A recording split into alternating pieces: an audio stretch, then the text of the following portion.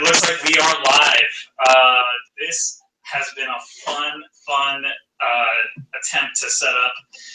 Sorry about that, Pete. We were just trying to set up our live stream. We were trying to take it up a notch, trying to get microphones going, get our cameras set up. I mean, we have a whole studio. Jared is very upset right now in the corner. I don't know if we can see him, but anyway. Yeah, so we ran into some technical difficulties, but we're able to go with the bare minimum here. So anyway, welcome everybody. Thank you for all of the views on the video. Last week, that was a huge success. Taylor was awesome. I was mediocre. Jared was awesome, but we're going to take it up a notch this week. Thank you. This is the People Cooler Than Me show, episode 2. Today on the show, we have Pete Bell, a good friend of mine, all the way back from high school. Although I'd say we probably didn't really get to know each other until college. So we go way back, though. And now Pete is running his own production company. Somewhere between college and running his own production company, he was in Europe touring with a rock band. So we're going to hear about that. But with no further ado, welcome to the show, Pete Bell. Thanks for having me. Looking forward to doing this, minus all of the fun technical hassles that happened earlier as we were preparing for this. I promised Pete that we would mention the fact that like my audio isn't great. My video is shaking because I just kicked it. If you guys don't want to produce things like this, you can hire Pete's company, his audiovisual production company, to help you out with the professionality of broadcasts like this. So I may have to give his company a call here in a second. So anyway, Pete, so let's talk about that. You're running your own production company called Belltree Productions. It's belltreeproductions.com, right? Yeah, that's the way. And then we're Twitter at Belltree Pro as well. Okay, cool. So what do you do, man? What's Belltree Productions? Give me the rundown. Well, it's fun when people get to ask that question because we do a lot of different things. My insurance agent seriously hates me for this whenever we're doing liability insurance because, you know, it seems to be 1 week we're doing a video, the next week we are running out and running a full music festival, doing all their audio and lighting. Then the next week I'll be out doing photography and video journalism, and you know we'll do. I mean, primarily I like to say we base on the video production side, but we'll do all that, throw in some random DJs, and then a bunch of just small speaker and camera equipment rentals. We really kind of do a lot of different things, which isn't necessarily bad, but like I said, when you're trying to pigeonhole or segment yourself into some sort of industry or some sort of market, when you do a lot of things, it's great on one aspect, but on the other aspect, it can be a little confusing and time consuming when you're trying to bounce from project to project. So, I mean, when people ask me what I do, the short answer is I run and operate a multimedia production and live entertainment company. Okay, cool. So so is the core of your business then because we want to kind of get to the root of like where you've seen a lot of success. So what would you say is the core? I mean, I guess you're saying it's fragmented, but like can you pinpoint like a core of your business? Are you mostly doing DJs at weddings or bar mitzvahs, or are you or are you just renting equipment out mostly? Like where is that income coming from? Primarily, the largest amount of our income is coming into the video production, video editing, video shooting. I thought you were gonna say. I thought I was gonna say what? Bar mitzvahs. Well, I mean, bar mitzvahs definitely make up a key demographic of groups that we're always trying to reach out to in a appropriate mazel tov. But video is probably the biggest thing that we do on a regular basis. Outside of that, we'll do a lot of photography. We've been also diving into hitting a new market since we do have a lot of photography experience, trying to segment with realtors and doing real estate photography as well. On top of that, with video tours, video broadcasts, and such. I mean, we definitely still do DJ and stuff, but that's become more of a weekend gig. Okay, cool. Yeah, something to keep the lights on and stuff while you experiment with a lot of new stuff. So that's cool, man. So that gives us a really good idea of what you do now. So let's jump back. When I last left you, we were in college together, and I won't mention what we were doing or. You mean you remember those days? I wasn't going to mention the blackouts, Pete. I wasn't talking about the blackouts. You're the one who brought that one up here. Okay, let's move on. But you were working at a auditorium doing their live shows on campus, and then the next thing I know, I'm like looking at my Facebook feed, and you're like traveling with a band overseas, right? Yeah, that would have been almost 5 years ago to the day, honestly, when we left. I was working at that point. I was a junior in college. I was 20. I had been working at Memorial Auditorium in Athens as, at that point, my position, I think, was still just general stage manager before I moved up, but had the opportunity to go tour and act as a tour manager for the bands Brother Tiger and Teen Days. That was a opportunity that honestly I almost didn't take until my mentioned it, about a month after I was asked if I'd be willing to go, and my mom and aunt looked at me like I was stupid. So about a month before they left, I called up John and said, "Hey, is that offer opportunity still on the table?" And he was like, "Yeah, man." Like, okay, buying a plane ticket now. I'll meet you in Hamburg. How long in Hamburg? Nice. How long were you in Europe? We were gone for almost 5 weeks. We did 26 shows in 34 days, I believe. We went to 23 different countries. This is off the top of my head. I think it was 23 different countries. We started in Germany, went up north, did Sweden, Norway, came back down south, went through Belgium, Netherlands. I think we hit Germany again. We drove through Antwerp about 6 times, and I'm not sure why. Wow, man. Went to France. We're supposed to go to the UK. I'm also actually not allowed in the UK anymore. And no, that's not actually a joke. There's a secret there that we might need to hear. So I'll try and keep it short and simple. The G-rated version. Essentially, we were coming over from Dunkirk in France. We just finished up. I think we had a day off, and we were staying in Antwerp again, because Antwerp's a weird city. Everyone's nice, but it's a weird city. We were going to cross the border to take the ferry over. We had 3 shows in the UK. I think it was Newcastle, London, and Manchester. There was one other, I can't remember. So the booking agent had informed us, and we had asked multiple times and made it very clear that we did not need to have travel visas to be going to play music. He was wrong.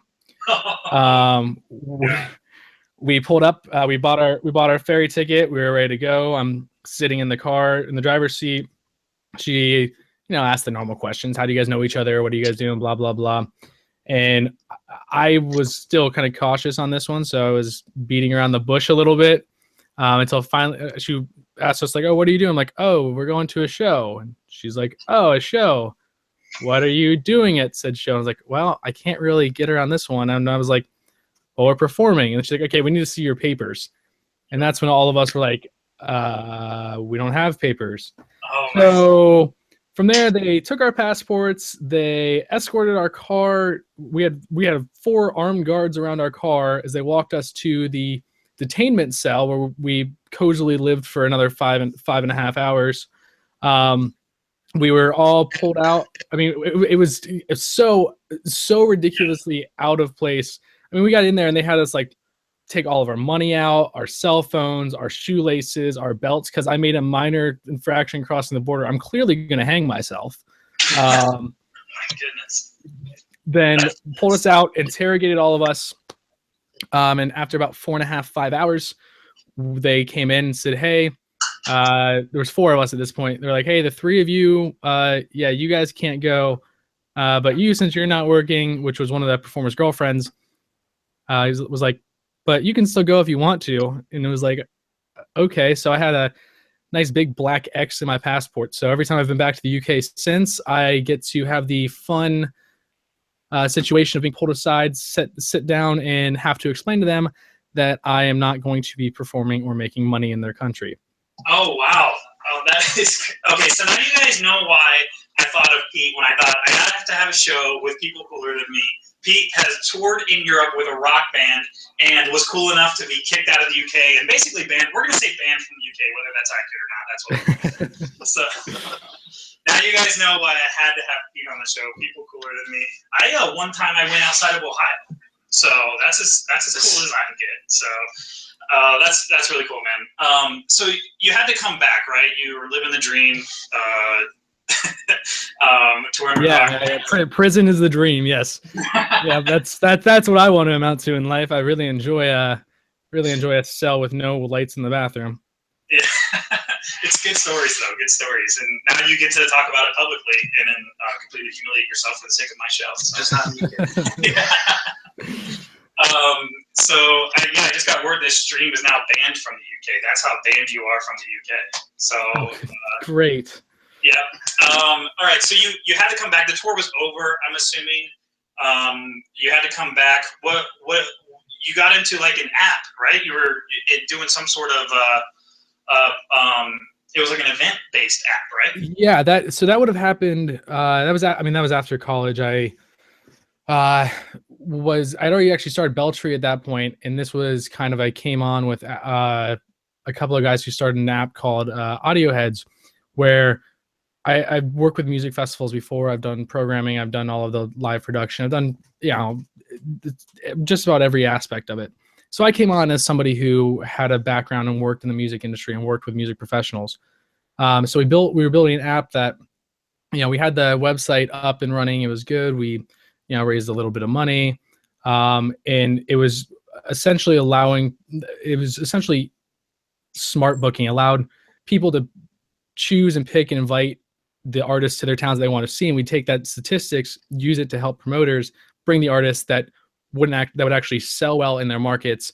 And I mean, the best thing about it is that we were able to identify not necessarily main acts where who's going to sell out. I mean, if you got U2 coming to town, or the Rolling Stones, or in your case, Miley Cyrus, that they're going to sell out. You outed me as a big Miley Cyrus fan.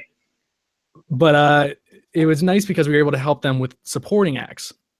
So if you have an artist that may be selling well, or maybe may do well but not sell out, we can add on hey, if you add on this secondary artist, you can probably sell another 75 tickets just by bolstering your bill the play bill for the whole event.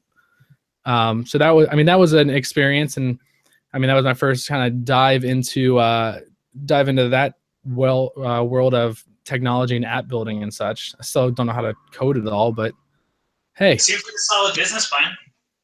Yeah, it was, and then there was just so many things that one of the biggest things you learn about being an entrepreneur is failure is right around the corner. You just got to figure out how to beat it.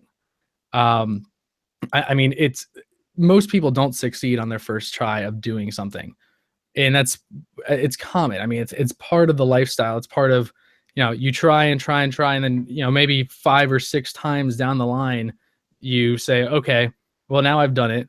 But, one thing that people catch themselves doing, especially entrepreneurs, and I was actually afraid for a little bit. There was a period with Beltree where I was worried about the business and how much time I was spending doing this, if it was paying off, because I didn't see money. Where it's, all right, where's the cutoff point? Where does this stop being worth my time because it's no longer profitable? And people will get stuck in that, where I just keep going and going, and they don't see any change, and they don't see any difference. And there's people who keep thinking and they have some solid business plan and go with it. And then there's some people, and this is very much where I can say from my experience with Beltree, is I saw things that weren't working. I saw things that were working. Instead of segmenting and continuing, like when I first started Beltree, I was focusing on, I really was working on like artist development, helping musicians get more gigs, getting more of all that. And I realized that there wasn't there wasn't as much of a need, or there wasn't as large of a business model for that. So I started shifting and segmenting. I mean, not a full 100 pivot, but certainly pivoting towards our strengths and goals and where we were seeing the growth and the success. Yeah. So that's why I think, if you're, as an entrepreneur, you look at like Steve Jobs and like you said, and all these guys, they're always pivoting. They're always reacting to the market, and they're determined people, and like you, Pete, you're determined, and you have a vision for where you want to go, but you have to constantly adjust. And it's like you said, that final nail in the coffin is always there and always kind of chasing you. You're always adjusting. You're always sort of running from it, right? Oh, I mean, constantly. You can't, if you close your eyes for a minute, you make time slips by, and I mean, what you're doing and what you're, especially in this world, somebody's probably already done it. So you have to figure out a way to market it better, do it better, and perform better than that other person. You got to make a way to stand out for yourself. And that's one of the biggest things. And you also have to realize you have to set your goals and place them as reasonable goals, where, if I said that I want to make 25 million in my first year, I'm a failure. That's a completely unrealistic goal. So you want to be able to set goals for yourselves, and then once you see a period of not meeting these reasonable goals, it's time maybe to look at something else or move on and not stay stagnant, trying not to make something work that hasn't worked before. Yeah, so I think the stereotype of startup founders is this fast life of private jets and so I assume that's what it's like, Pete, right? Like you fly private, right? And you and with a Tiger, I assume. Oh yeah, I mean, completely. That's why still live in my parents' house, and it's because I had to pay for the jet, and I figured if I kept on living in my parents' house, the jet would be able to be paid off a little bit faster. And if it comes down to it, I can just sleep on the damn jet. Yeah, I just wanted to point that out because it's like, I'm very familiar, with your business. Like you're out there, you're killing it, you're getting clients, you're doing it, man. And yet, it's a lot of work, and sometimes the payoff, isn't there. And if you're doing it for the jets, if you're doing it for, the girls or like the tigers, whatever it is. I don't know why I'm stuck on the pet tigers here. I don't know. I guess I want a pet tiger. Yeah, tigers are awesome. You have to have. You're talking about entrepreneurs, the people who have quote unquote made it. You're talking about years of eating dirt before they hit that huge success. Oh, I mean, absolutely. It's like I can't tell you how many times I've met with people, and I'm not going to go off on some tangent and say that I worked up from the dust. I mean, I'll be the first to admit that I wouldn't be where I'm at if I didn't have the support system, if I didn't have my parents, if I didn't have all these people that were pushing me. I mean, when I first started this company, now over 3 years ago, I'd poured all of my savings into it. I was essentially looking for things of mine to sell to continue funding it. And then my parents came, or actually they waited for me to ask them, because I got to the point where I needed some sort of investment to continue going. And they helped me out with an investment to own part of the company. I continued putting more money into it as I could. I didn't have to sell. I mean, there's still things that I got rid of, but I mean, I didn't have to go some of the drastic measures but and without that background, there's no way I would have made it this far. I mean, it allowed me enough wiggle room to make mistakes and make errors. But I've talked with people, and multiple individuals who are entrepreneurs, have an entrepreneurial spirit, want to do something, want to continue growing their skill, and I can say part of me had this same belief too before I actually did it myself. And this aspect was, yeah, it'll be hard to start on I know it'll be difficult. There's a bunch of work, but in 8 months I'll be sitting there, I'll be rolling and doing well. And it's not how it works. I've had when people come to me and they say they're going to start a business, they need some help and advice. And I go, okay, so how are you going to get the clients? Like, what's your plan on marketing? What's your plan on techniques? How are you going to make yourself different? It's like, oh, I don't need to worry about the clients because the clients will come to me. Yeah, you're dead wrong, dude. I mean, when I've heard that, like, I'm willing to help you and willing to do something, but if you tell me that your work will speak for itself and they will come to you, yeah, your work will speak for yourself, but for you to get work, you have to get those first clients. Like, you can't just say they're going to come to you. You have to actually try and get out there and find them. Yeah, you gotta be proactive. That's so I just like having those conversations because it's real talk, and like that's what I want this show to be about. Is like I am focusing on entrepreneurs. That's very much intentional, but I want to talk about the reality of the situation. And actually tomorrow we're going to be interviewing a guy who had a startup that went pretty big and saw that startup fail and went through that. So we'll be getting another glimpse of that tomorrow. And I just think it's a super important conversation. But just to pick it up again, lighten the mood a bit. What are you looking at for the future for yourself? For your business, man? Are you looking at scaling? Are you looking at growth? I mean, what kinds of things are you looking at into the future? First, I'm probably going to get a bigger jet. No, as we go, we've definitely been scaling. We've been adding more to our business portfolio. We have a lot of, we'll work with a lot of different people, subcontractors for what we do. But I mean, just this year alone, I've seen, I don't know what it is or who is handing out my business cards or telling people about my company, but thank you.